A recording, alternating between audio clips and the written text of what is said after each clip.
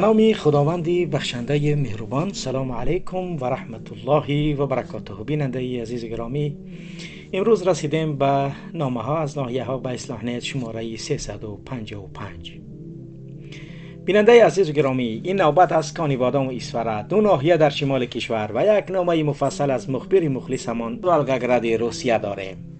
نامه از کانی بادام درباره هر کوچه و پس کوچه مثل بیویک های زمان جنگ شهروندی پاس تشکیل کرده دست به پارگیری زدن کارمندان گئی کانی بادام صحبت می کند.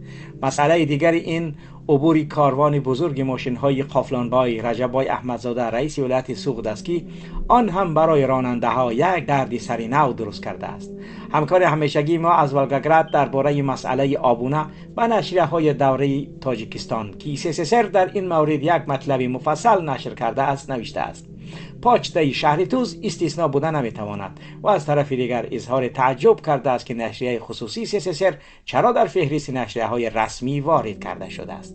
نویسنده نامه از اسفره از حادثه های کشتار جوانان تاجیک در جنگ روسیه بر ضد اوکراین نوشته و از آن اظهار تشویش کرده است که در این کار در فرستادن جوانها به این جنگ بعضی از زنهای روس خود این جوانان تاجیک دستی بزرگ دارند. بله، نامه اول از کانی بادام. السلام علیکم برادری وطن دوست محمد اقبال صدرالدین. من یک شهروند تاجیکستان از شهر کانی بادام هستم. التماس نامه مرا در برنامه نامه ها از ناحیه ها جای کنید و اگر خطایی باشد پیشکی معذرت میخواهم. نام را نمیگویم، بیگذار مخفی ماند. بله بیننده گرامی، شما این گپ هیچ وقت دیگر ننویسید. ما نام شما را هرگز نمیگیریم و شخصیت شما هرگز آشکارم نمیشود. من بسیار شکایت دارم. یکم شکایت من از کارمندان گئی یعنی بازرسی دولتی اتومبیلی است. این گیشنیک ها ما را از جان بیزار کردند. هر روز در همه جا راه ایستاده از رانندگان بیچاره خصوصا از کم بغلان پول میگیرند. برای چی اینها را کورپسیا تفتیش نمیکند؟ یک نفر گئی هست که هر روز رد گذرانده پول میگیرد. نامش فیروز با لقب فیروزی سیاه، مرسدسی سچکا ابیومنی سیاه دارد. رقم قید دولتیش 2888.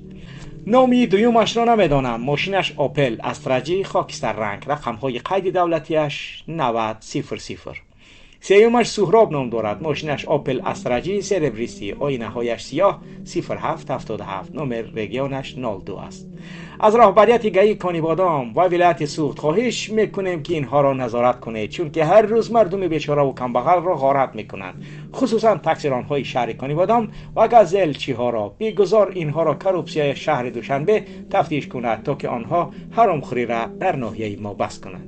در بازار شهر کانی بادام نزد چایخانه موج ماشین را میگذاری، آماده رقم های دولتیش را گرفته میروند و بر عوض 150 سومانی رقم هایش را برمیگردانند. بجز اینها باز از خوجند هم بسیار گیشنیک های آبلسنای به کانی بادام آماده پول کار میکنند. گویا اینجا جای پول کارکنی آنها باشد. اینجا می آیند گویا و مثل که خانه هایشان می آمده باشند هر هفته می آیند. دیروز رجبای احمدزاده رئیس ولایت سوغد مشهور با لقب قافلانبای و چند از آدم های کلان شونده از دوشنبه و خوجند به کانی بادام آمدند. من خودم شاهدم و با چشمم این حادثه را دیدم. در نزد سویتفار با ماشین ایستاده بودم. گئی راه را بسته ماشین ها را منع کرد تا اینکه کاروان ماشین های قافلانبای با مهمانان گذرد. در همانجا دو بیچاره کمبغل اسپیت نکرد که ماشین هایشان را یک بر راه گیرند و کار طوری شد که گویا آنها با ماشین قافلانبای راه نداده باشند و پمیخ داده باشند.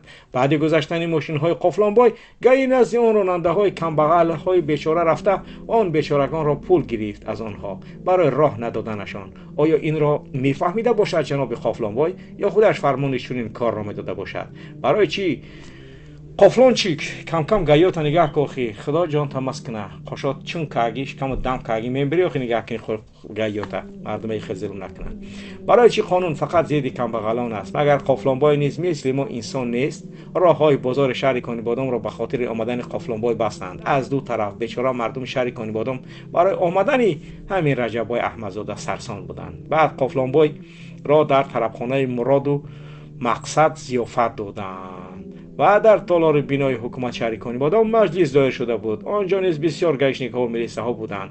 خلاص گپی من این است که نظارت کنند گشنیک های شهری کنیبادام را، و گپی دیگر هم این است که گی های شهری خوجند با کنیبادام برای پول کار کردن با کنیبادام نآیند، نظارت کنند. ما بیزار شدیم از این حرامخورهای پرخورها.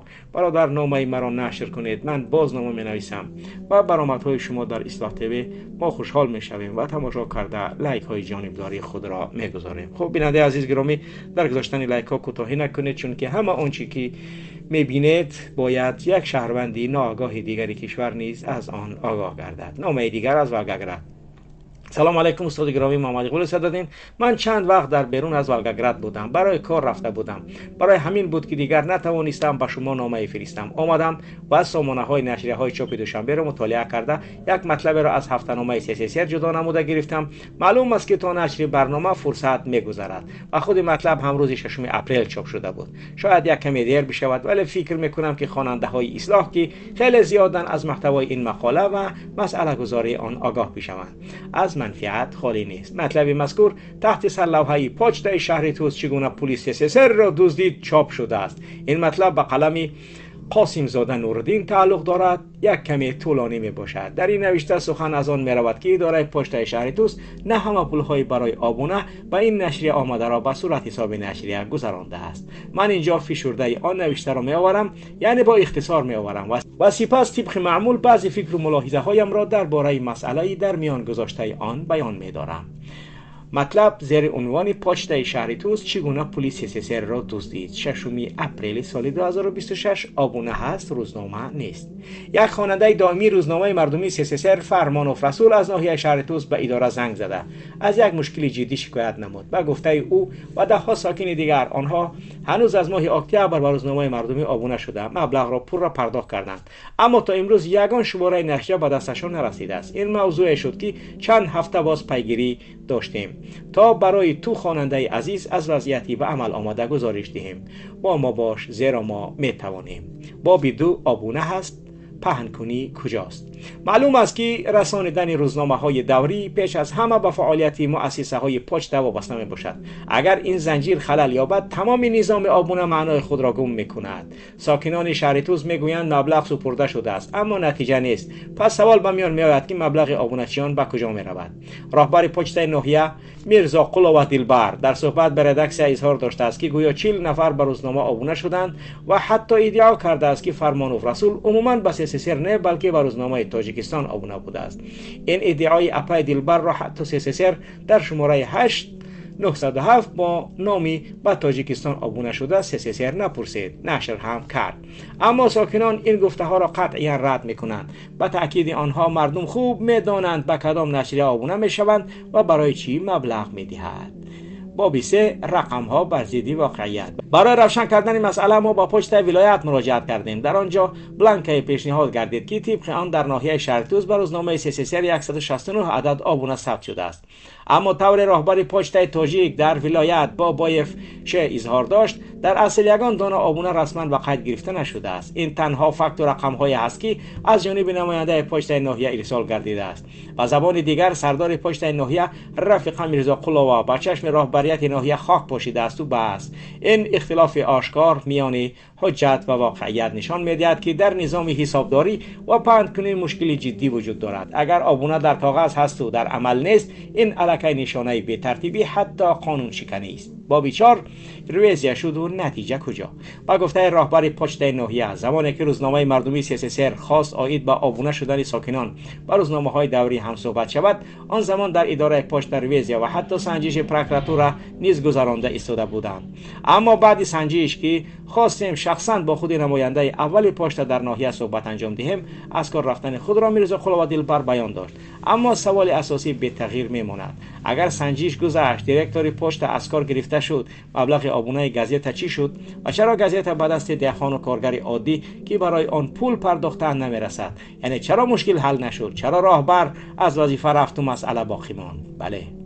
بابی 5 32,000 را کی دزدید؟ طبق آماری که ما در دست داریم و پاچتای ناحیه با مهدی شهر توس پیشنهاد کرده است، مردم از تعدادی از ریاست ولایت ختلان پیشنهاد شده 200 دانه به 169 عدد گازت SSSR آبونه شده. نقشه را 84.5% اجرا کردند. با اریتمتیکای عادی رو می آوریم. یعنی x نامعلوم ضرب 169 ضرب 199. خب دیگر 32262 یک سومونی. خب پرسیده می شود رفیقه دلبر میرزا قلاوه بیش از 32000 پول نقد آبونشیان ما را کجا کرده است؟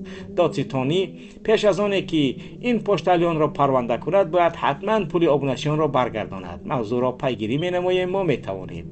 باب 7 به احترامی به خواننده به احترامی به مطبوعات است. آبونه در روزنامه و مجله ها در تاجیکستان تا حالا یکی از راه‌های اساسی دستگیری مطبوعات ملی می باشد. اگر خواننده مبلغ دهد و نشریه را نگیرد، این نه تنها پایمال شدن حقوق اوست بلکه ضربه مستقیم به نفوذ مطبوعات نیز می باشد. خواننده برای انتظار مبلغ نمی دهد، او برای دانش، خبر و فرهنگ پول پرداخت می کند. روزنامه در راه گم می شود یا فرستاده نمی شود. سوال کلیدی همین است. حالدانها و متخصصان بر نظرند که سه حالت احتمالی به دست خواننده نرسیدن روزنامه و مجله ها وجود دارد.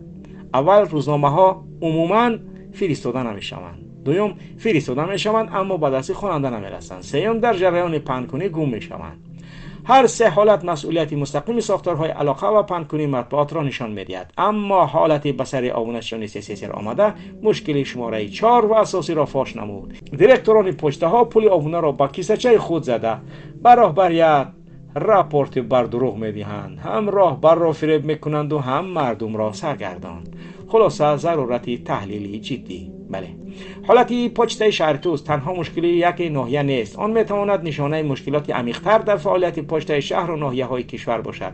از این رو ضرور است که سنجش مستقل فعالیت پشته ها گذرانده شود. شفافیت حسابات آبونه به نظر گرفته شده. مسئولان اصلی معین کرده شوند. این چنین برقرار نمودن حقوق آبونشیان نیز زیر تحقیق قرار گیرد. اگر امروز با چنین حالت چشم پوشیده شود، فردا اعتماد مردم به تمام نظام مطبوعات از بین می رود. مطبوعات ملی به خواننده زنده نمیماند. خواننده باشد دیگر با مطبوعات دوری آبونه نمی شود. مسئولیت تنها گرفتن مبلغ نیست، رساندن اطلاع نیز وظیفه مقدس است. ساکنان شهرتوز جواب میخواهند آبونه هست پس روزنامه کجاست؟ موضوع را پیگیری میکنیم. ما میتوانیم. این بود مطلبی SSSR. خوب، اکنون میبینیم که مخبرمون در ولگراد چی تحلیل کرده است. چنان از محتوای آن آگاه شدید بیننده گرامی، دیرکتور پشت شهرتوس و آن هم یک نفر پول آبونه نشریه ها را به جیب خود زده است. متاسفانه دزدی پول و مبلغ در نهادهای دولتی تاجیکستان به یک امر معمولی و عادتی منصبداران تبدیل شده است. این رئیسی همکنون سابق پشت شهرتوس خودش هم خوب میداند با سپارش حکومت ناحیه، تشکیلات و کارخانه و حتی مسجد و مکتب ها را در محل ها مسئولان اداره های جماعت مجبور میکنند که به این یا آن نشریه که رسمی و دولتی اند آبونه شوند. چند نفران در این باره در نامه‌هایشان نوشته بودند که برای گرفتن اجازت توی آنها را مجبورن به کدام گازت جماعت ها آبونه کردند. خب ما میدونیم که از این شماره آبونه شده ها چند نفرشان برای اجازه توی شده به SSSR آبونه شدند، یعنی پول دادند. اما چنان از نوشته خود SSSR برمی آید باید شهر توس به 200 نسخه آبونه می شده است. بله، یعنی از عددی که خودی یعنی نشریه در بالا نوشته بود که باید 200 می بوده ولی 84% بود که یعنی بود شده است. من حیرانم که در قطار نشریه های رسمی چرا SSSR و تاجیکستان هم راه یافتند و آنها را حکومت های ناحیه در فهرست نشریه های رسمی وارد آبونه مجبوری کردند. من تازه میفهمم که برای چی اینقدر SSSR حکومت رحمانوف و رستم را تعریف میکرده است. خوب دیگر این هم تحلیلی مخبری اصلاح از ولگراد بود. اکنون میگذاریم به نامه‌ای که از اسفره رسید. سلام علیکم برادر محمد اقبال صدرالدین، من از واروخ اسفره هستم. در اول درباره سنگینوف سهیل‌الدین که رئیس محله می باشد گفتنیم. سنگینوف سهیل‌الدین 3 پسر دارد. پسر کلانیش در روسیه کار میکند، 2 پسرش استودنت است، دانشجو. اما این سهیل‌الدین با امنیت کار میکند، بوزی امنیت است. فرزندان مردم را با امنیت میسپارد و آنها را داشته به خدمت سربازی میبرند یا پول کلان گرفته سر میدهند. این رئیس محله نه با مردم بلکه با مقامات است، در حالی که با این مردم زندگی میکند. خواهد نخواهد زنده شریک و مرده شریک همین مردم میباشد، ولی فکر نمیکند که فردا پس فردا که از دست و پا ماند به این مردم چی جواب داده باشد. باور کنید برادر محمد اقبال که این خبرها که نقشه دعوت را اولین شده واروخ یا چارکوف بود کرد میگویند این یک دروغ محض است. یگان جوان خودش داوطلبانه به خدمت سربازی نمیرود، چون که در عسکری وضعیت خیلی بد و ناگوار است. پدر و مادرها میترسند. همین یک هفته پیش یک بار خبر هلاکت یا کشتار 2 سرباز در تمام تاجیکستان آوازه شد. یکی آنها را مجبوری استخوان خورانده به کشتن رساندند، دیگرش آتپوسک آماده نخواسته است که برگشته به جای خدمتش رود و در پیش چشم مردم خود را از بالای پول به دریای کافرنیهان انداخته کشته است. شما خودتان فکر کنید که این جوان را تا چی حد عذاب و شکنجه دادند که از جان جوانش دست شسته خود را به دریا انداخته غرق میکند تا که دیگر سرباز نباشد. داملا من در روسیه خدمت کردگیم. وظیفه‌ام سپیار وзвод انجینرنی разведка بود. من شرایط خدمت در عسکری را خوب میدانم. گفتنیم که یگان جوانی واروخی یا چارکوهی با پای خودش کمیسریت حربی نمیرود. در یگان ارتش چنانه که در ارتش تاجیکستان هست ددفشی ندیده نمی شود، در حالی که بیش از 99% قواهای مسلح تاجیکستان طریق ابله و بازوری پر کرده می شود. باید کنترل و انتظام در واحدهای حربی سخت کرده شود. داملا باز یک خبر دیگر هم دارم، خبری ناخوش است از واروخ و اینجا گفتم به شما رسانم. در میانه های مارت امساله در SVA جنگ ضد اوکراین یک زاده واروخ کشته شد که نامش سرفراز بود و 31 سال داشت. وی از محله معروف و پسیالک است. نام پدرش صلاح الدین می باشد. سرفراز یکی از جیانهای معلمی بافا خوجه ناصرف می باشد. سرفراز 2 اکا دارد. خودی وی در روسیه است و زنی روس دارد. با شنیدی من ممکن است زنی روسش به SVA روان کردگی است، چون که چنین حالت ها که جوانهای تاجیک را زنهای روسشان برای پول شده به جنگ میفرستادند کم نیستند. حتی زاده دیگری واروخ را که از محله تیدان بود در روسیه زن روسش به مواد مخدر پسته کرده به SVA روان کرد. این جوان تیدانی خودش یتیم بود، به پدر کلان شده بود، مادرش کلان کرده بود. بیچاره وقتی میخواهد به تاجیکستان برای عیادت مادرش آید با زن روسش چی بحث و دعوای میکند و آن زن روس این جوان بیچاره را با مواد مخدر میشناند و آن جوان راه نجات از زندان را در رفتن به جنگ می‌بیند و در جنگ آخر الامر کشته می‌شود. ببینید که عاقبت چی شد. خب واقعا خیلی دهشت است. اینها باید جوانان تاجیکی که همسر روس دارند اکنون این اشتباه را انجام دادند که ثمره زندگی آنها فرزندانشان میباشند، از آن فرزندها هیچ یعنی خوبی نمیگیرند الا من رحم ربهم. اگر شخصی که خوب دیگر توانسته باشد یعنی فرزنداش خوب تربیت کند و زنش یعنی اطاعتش کند، ولی دیگر اکثریت میتونیم بگیم 70% مردمی که با چنین کارها یعنی ازدواج با زنان روس کردن نهایت امر خیلی به بدبختی های بزرگ گرفتار شدن. چون که هم زنان تاجیک خطیب بچهای تاجیک معلومه که جنگ میکنه که با زن روس جنگ که کپاس سوختگی به همون خاطر قبل از اینکه یک کار میکنید در جوانیتون باید خوب دقت کنید قبل از انجام هر عملتون. بله بیننده عزیز گرامی، این بود برنامه امروز ما. بیننده عزیز گرامی، در گذاشتن لایک ها و انتشار این برنامه و نوشتن نام و اصلاح از هر موضوعی که برای شما مهم هست و آن را باید جامعه تاجیک فهمد نویسید. ما در خدمت شما تا آن روزی که امکانی این خدمت را انجام داده میتوانیم. با شما بود محمد اقبال صدرالدین. سلام علیکم و رحمت الله و برکاته.